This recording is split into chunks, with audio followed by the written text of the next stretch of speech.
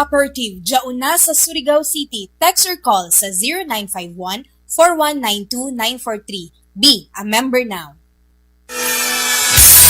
Kini ang Sibyaanan sa Radio Philippines Network. Pag-ong DXKS Surigao 1080 kHz. Mas lapad, mas tinaw, mas kusog nga pagsibya sa kahanginan. Uban sa gikusgon nga 5,000 watts. RPN DXKS 1080 kHz. Kusog Surigao, ang istasyon nga naminaw kaninyo. For all of us to grow up in a better situation. I went back to Maryknoll College and finished my Bachelor of Arts in Liberal Arts. And then at that time, I was doing television shows. In Maryknoll College, studying college, at the same time she would perform with Bayanihan and she would give her fees to my mother. Because at the time you had all these musical shows, so I would choreograph for those on a weekly basis. So I was studying and choreographing for 2 or 3 shows a week. I mean, so I was pretty busy dancing. And eventually, she was able to help my mother get us all to Maryknoll College and finish in a very expensive, exclusive Catholic school. But even then, my focus was to get masters in foreign affairs and history. So I was taking classes at Ateneo. I was going to be in foreign affairs and consular affairs. We wouldn't have done that without Alice. So we appreciate her also that way. She was my mother's anchor also, financially. Dancing was just something I did, I think. So she got exposed to Philippine dance, traditional, ethnic, Hispanic, folk dance. And then when she went to the United States to pursue her postgraduate degree in fine arts major in dance, she trained in contemporary dance, modern dance. Sa Estados Unidos, siya ay inanyayahan ni Hanya Holm, isang tinaguriang Big Four ng kilusan ng modernong sayaw upang mabihasa ito sa New York. Dito siya'y nagsanay sa ilalim ng mga tanyag na mananayaw at koreograpo. Tulad din ng Martha Graham, Merce Cunningham, Bessie Schoenberg, Alwin Nicolais, Murray Lewis, Henry Danton, at Robert Joffrey. Somebody whom we knew at the U.S. Embassy, who was the cultural attaché, had said to me, there is a scholarship that you can get if you want to go. And this was at the Colorado College in Colorado Springs. And it was a summer scholarship. So I said, sure, I'll go, you know. And that opened my eyes to maybe I should just accept the fact that I should be in dance rather than think that I can be an ambassador or something. I took the whole thing very seriously. That I went to New York, took classes with all the major schools, and then decided that perhaps I needed something more solid than going from one dance studio to another. So I looked around at colleges and applied for scholarships. And I got one from Sarah Lawrence. And I felt that I could still participate in all the fabulous theater and Broadway and dance and opera and musical life that Manhattan offered. No? So that's what I did. Nagpatuloy siya sa kanyang devotion sa stage, in dance in particular. Nagsanay siya rin sa modern dance, which at that time was not really commonly known. Alice, I would say, pioneered in that particular direction under the training of the dance masters of her time in New York. And so I did take up masters and got that. Kaya pagbalik niya rito, naging natural consequence na siya ang mamuno doon sa pinaka-buod ng modern dance sa Pilipinas.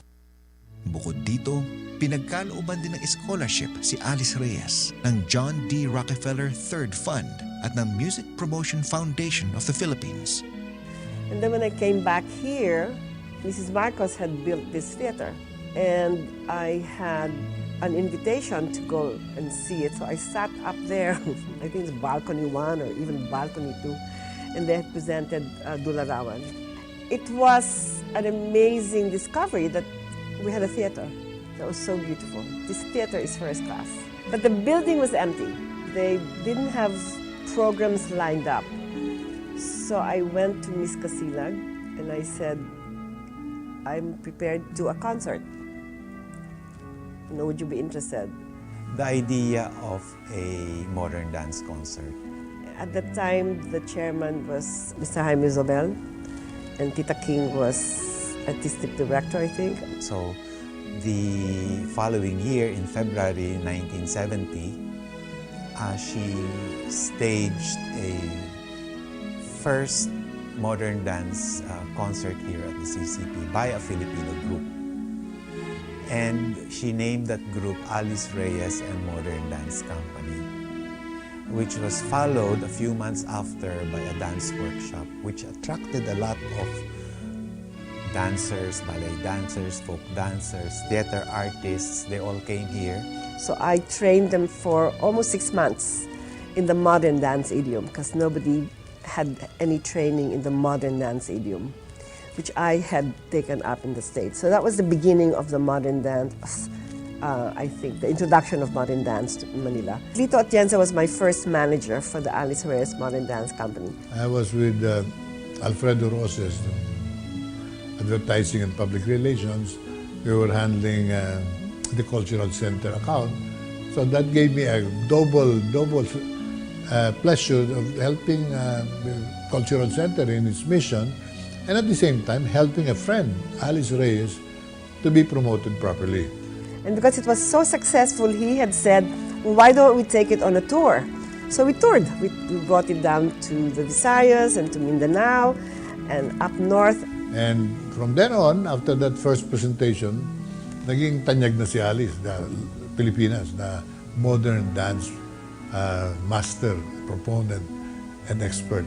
And then in 1974, when that group became a regular season performer here at CCP, they applied to be the resident dance company of the CCP. And they were renamed CCP Dance Company. It was renamed Ballet Philippines in 1980 as it is now. So that was the beginning of the whole dance development for me here in this theater. Mula noon hanggang sa kasalukuyan, ang tanyag at ehemplong grupo ng Ballet Philippines ay naging bukal sa mga klasikong pagtatanghal na pumukaw sa damdamin at tumatak sa alaala ng mga manonood sa loob at labas ng bansa. I did Amada, which was my thesis at Sarah Lawrence for my master's. And Amada was based on Nick Joaquin's Summer Solstice.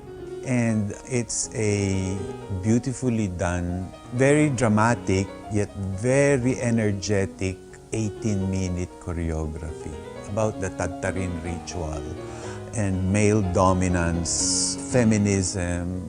Yung si Don Rafael, napadpad sa ritual ng mga babae. Ang lakas ng ritual ng mga babae.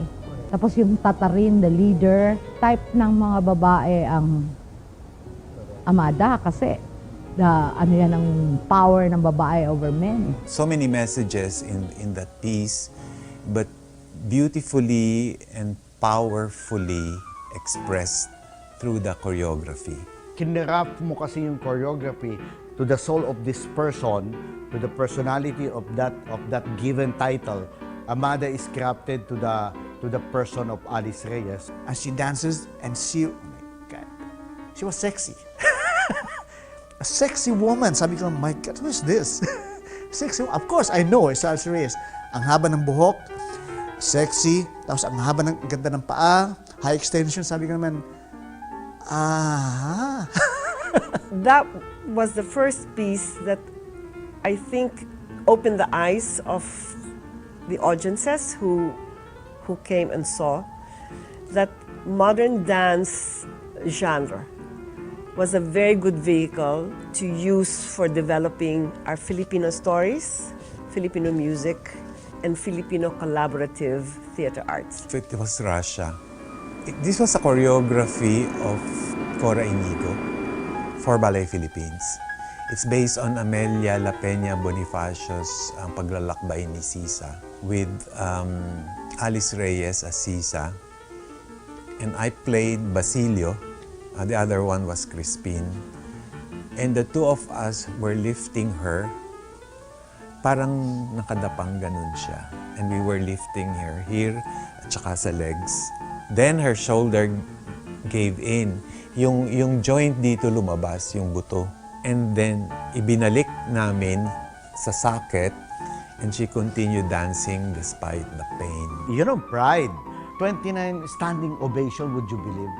Yun ang pinakamahabang standing ovation na natikman namin sa Vilnius, Russia. When they appreciated our dances, the Philippine dances in that given concert.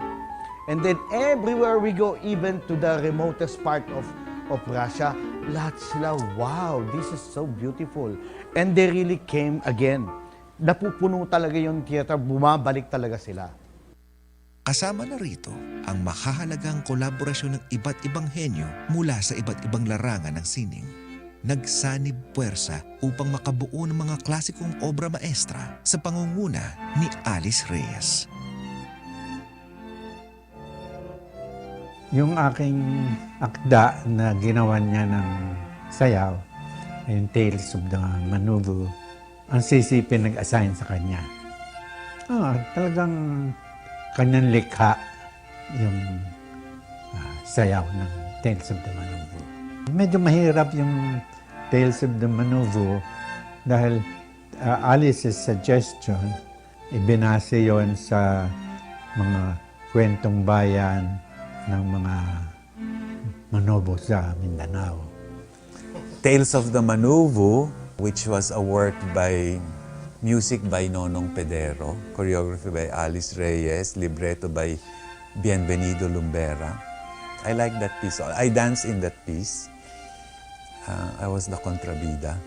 Tales of the Manuvo na una. And that was a rock concert. Ano yun siya? Pioneering. Na may singers, tapos ang dance.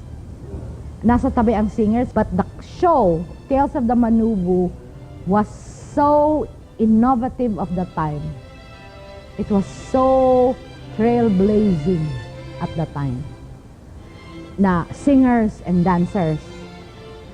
So much so, na ginaya namin dito sa Davao.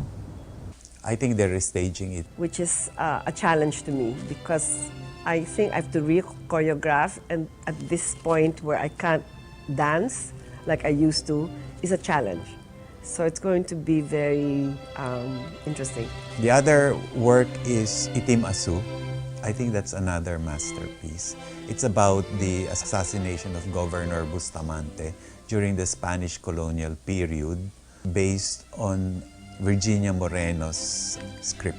Music was done by Alfredo Tolentino. The set was done by Jaime de Guzman, the painter. Costumes were by Salvador Bernal. And based on Virginia Moreno's La Loba Negra, which he also took from an earlier piece. No? So that was also very successful because again, it's like, wow, atin ito. She was the first of a kind here in the Philippines to get into that integration of Filipino to a modern dance, integration of idea. One good example was that the Ramahari. It was a very big story because it was based on the Ramayana, and then she wove the dancing and the music and the design with a lot of good artists. So Miss Alice was able to put together a very enchanting piece of work, and actually it was very massive. Gimeri niya ang singer, nagsha-shadow na with the dancer. Si Rama, dancer, at ang singer nasa likod niya, kumakanta. So, nag-i-interact dalawa, ang dancers at ang singers. You see the story through the dance, you see the story through the set, but you also feel the story through the words and the music. It was just very enchanting. Alam mo, wala kang itutulak, itapon, kabigin sa mga nagawa ni Alice. All of that are gems. The likes of Ramahari, Tales of the Manubu, Itim Asu, Amada, lahat, practically lahat, sobrang ganda talaga. Wala akong maisip na pwede kong sabihin na, ay, ito hindi masyado maganda, ay, ito hindi. Hindi. Everything that Alice touches becomes an art. So I encouraged a lot of new choreographies done by different Filipinos to commission Filipino works, musical works, that the Culture Center had sponsored. So that was also very, very helpful. Siya na rin pinagmulan ng maraming makuhusay na mananayaw, koreograpo, guro, at pinuno ng iba't ibang grupo sa sayaw na nabuo dahil sa paghikayat at inspirasyong ibinabahagi ng ina ng modernong sayaw ng bansa. Para akong pumasok sa ng karayom. Testing niya muna. Pina-choreograph muna ako ng maliit na piyesa sa school. Pero naramdaman kong binabantayan niya yung aking works. Na hindi yung, basta pwede ka na, main theater ka na. Tagal ko makaabot sa main theater. She helped clarify a lot of things in the process of choreography. But mostly, I really felt that may cross-check siya ba bago niya paanuhin ang choreographer. 3 lead role agad, hindi pa ako nakakasign ng contract. I mean, those things, experience-wise, I know that she saw something in a person. One good example is me. Ang talent, she sees right away into that kind of inner. may malalim siyang pagtingin eh. Malawak na ang kanyang kaalaman. Miss Alice is a little bit intimidating because she likes doing things very well, and that means she expects everybody to do their part. She was very, very strict with, especially because we were sisters, and she was then artistic director of Ballet Philippines. Of course, we had to excel a little bit more than the rest of the company members. Tawag sa kanya Mondragon. Strict siya. At kung ano sabihin niya, yun. Matapang siya. Pero isipin mo naman ang na-accomplish niya. Nobody soft-spoken can accomplish what she did. Professionalized dance in the Philippines. Creator of outstanding Filipino dance works. She's not mataray as in per se mataray. Whoever is handling something, merong din lalabas din ang temper. Actually, she's a soft person. Malambot ang kanyang puso. Mapagbigay. Anything that we go out, anything that we extra performances, there's always the share, something like that Alice would say, this is for you, and this one is for the company. She taught us professionalism, how to become 110% in anything that we endeavor.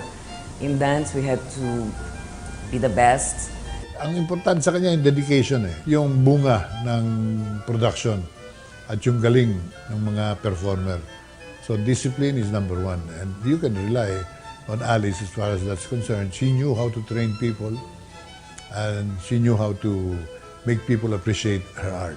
There's one incident na hindi pa uso social media nun, no?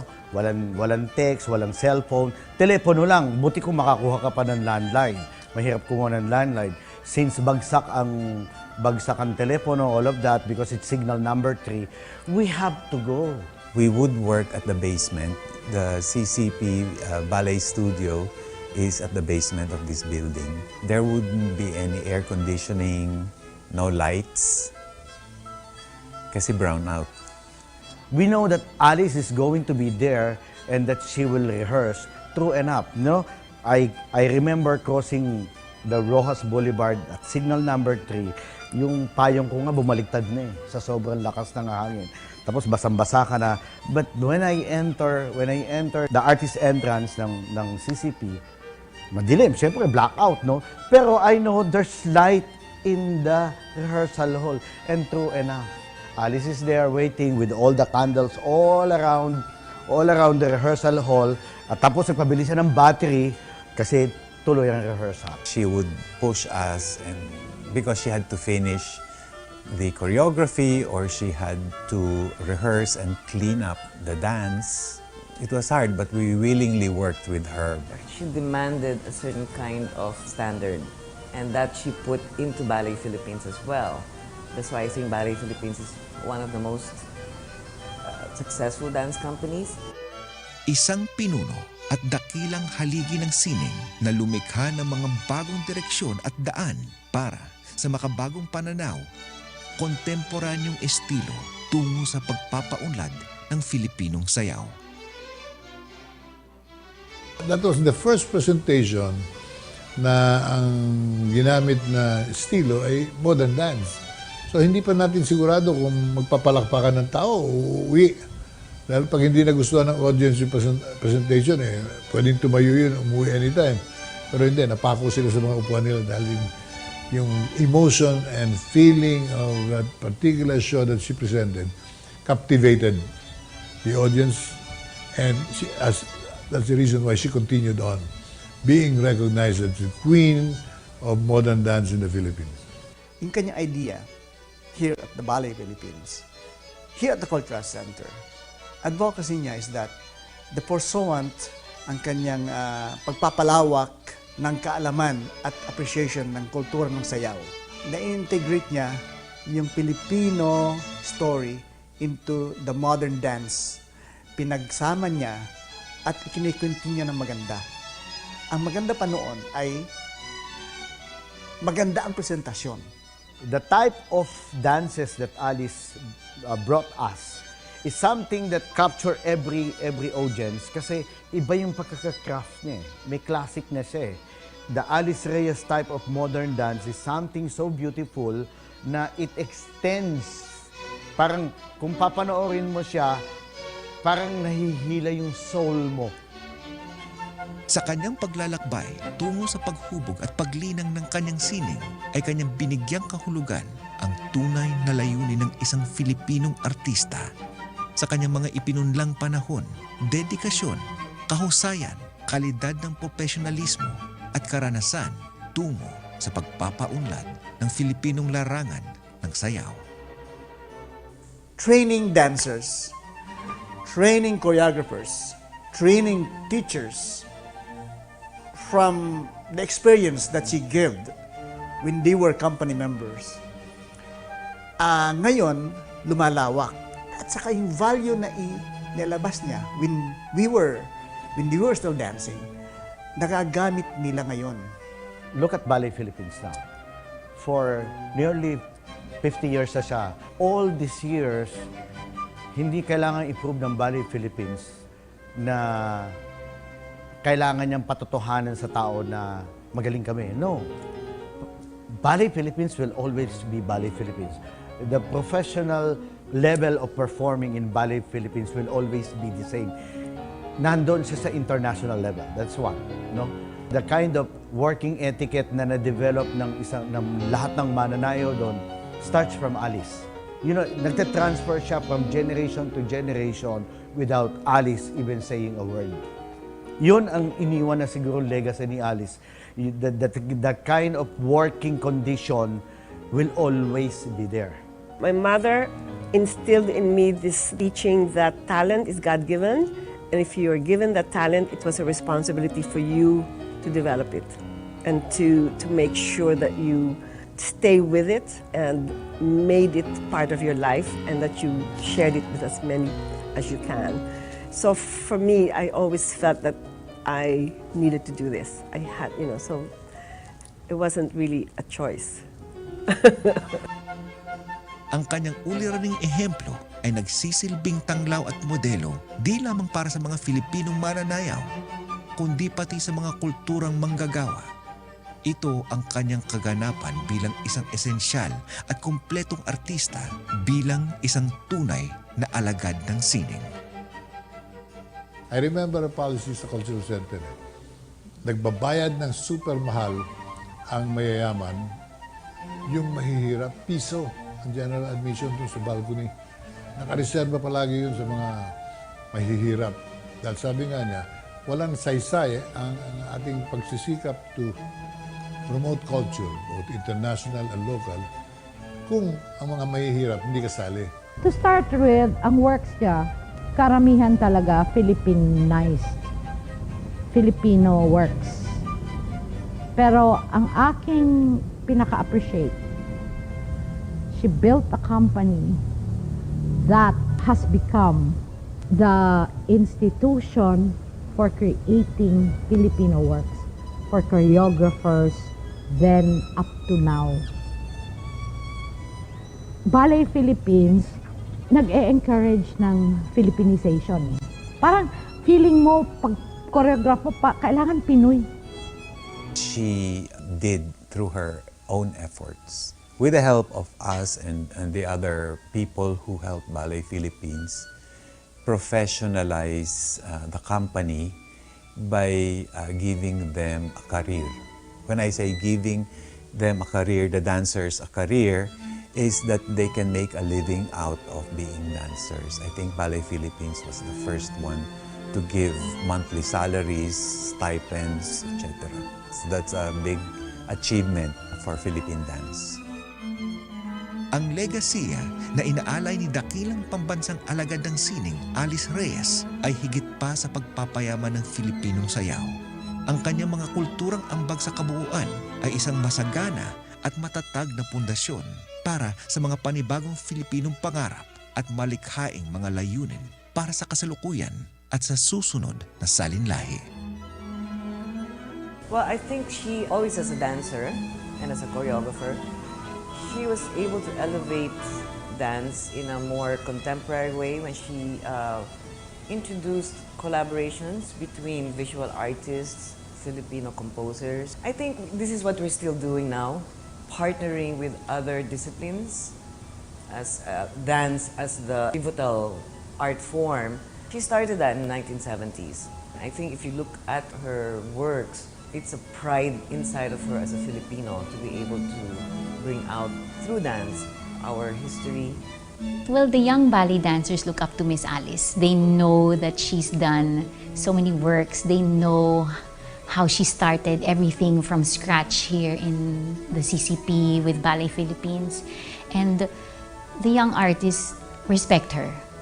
They see her as somebody they would like to follow. They would like to show that they know what she expects. So even if they are young, they want to be able to show her that they can carry on what she has started. When I became artistic director, sinundan ko lang yung pattern niya. Tapos naintindihan ko na bakit alas 2 hanggat alas 10 ang trabaho nila. Bakit kailangan matapos na ganyan? Binabantayan ko noon ang ginagawa ni Alice at ina-absorb. And I learned from her. Well, dance is very important because it develops the body.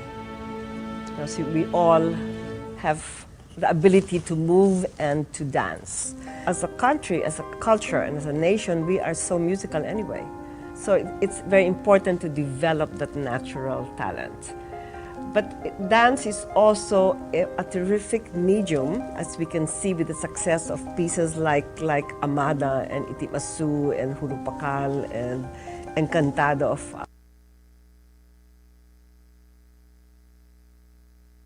Agnes Luxin and all these major works. It's a fantastic way of developing our stories, our mythology, our beliefs, our attitudes. It should be part and parcel of the whole educational plan and the whole cultural development. Mananayaw, koreograpo, iskolar at guro, direktor, pinuno at ina, si Binibining Alice Reyes ay isa sa malikhaing bisyonaryo na nagpamalas ng naiibang talino, husay at higit sa lahat ng malalim na pag-unawa sa kahulugan at layunin ng isang alagad ng sining. Ina ng modernong sayaw ng Pilipinas, Si pambansang alagad ng sining Alice Reyes ay isang buhay na patunay na ang kadakilaan ng isang artista ay nakasalalay di lamang sa kanyang galing, kundi pati sa ibayong pagsusumikap at disiplina, bukas na kamalayan sa pagpapayaman ng kaalaman, pagyakap sa mga bagong karanasan, matapang na saloobin at paninindigan, pagmamahal, pagpapahalaga sa sining at pagtupad sa tungkulin. I mean, this is in dance. I mean, it may be different for painting and for sculptures, but for me in dance, I do a tremendous amount of research. And then I want to emphasize to them the importance of the craftsmanship. I don't believe in, basta ito yung gusto ko. It has to be grounded in craftsmanship and the standards. Don't do it for your audience. You need to be true to yourself. All creative efforts are not guaranteed to be successful. We learn from our mistakes. We learn from our failures. So don't be afraid of that. Just go for it.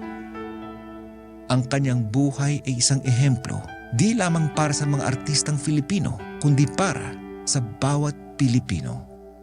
Yes, be proud of being a Filipino. We are such a talented country, nation, and our mixture of the exposure of different cultures, the Western heritage from Spain and the Americas, the Asian influences, those all, I think, contribute to our being much more citizens of a wider world. Expose yourself to as much as you can, but be very proud of being a Filipino. Again,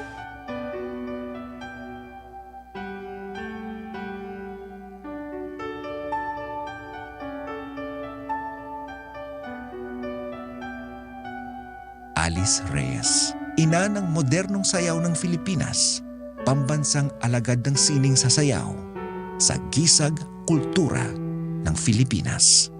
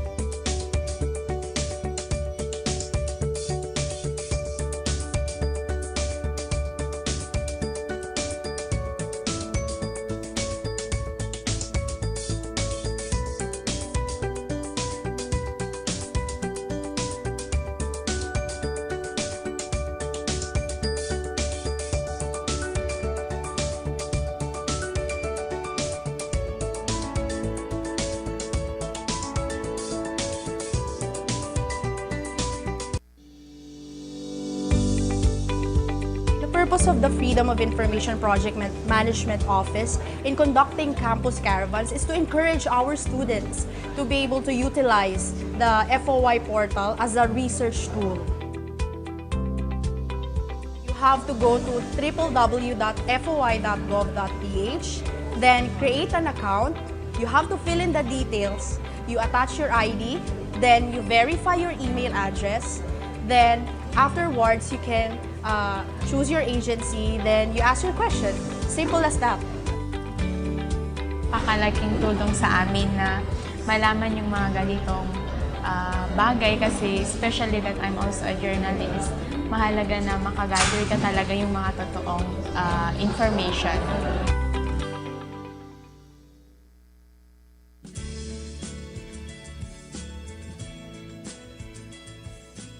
Upang mabigyan ng pangmatagalang tulong ang ating mga kababayang nais magbalik probinsya at makapagsimulang muli, pinagtibay ni Pangulong Duterte ang Executive Order No. 114 o ang Balik Probinsya, Bagong Pag-asa Program. Go home to the province, they have the means of going back there. And there is a promise. What is really very important is we give them hope. Na-issue rin po kahapon ng ating Presidente Executive Order No. 114. Ito po ay yung sa Balik Probinsya Bagong Pag-asa Program as a pillar of balanced regional development. Noong ika-20 ng Mayo, ang programa ay matagumpay na nakapagpauwi na ng mahigit 100 residente pabalik ng Leyte na inaasahang darami pa. At dahil nais agarang tugunan ang mga pangangailangan ng ating mga stranded na kababayan, ipinagpaliban muna ang rollout ng Balik Probinsya Bagong Pag-asa Program upang ihandog ng ating pamahalaan ang hatid tulong. I decided as a matter of strategy na isuspend muna ang for the Balik Kini ang Sibyaanan sa Radio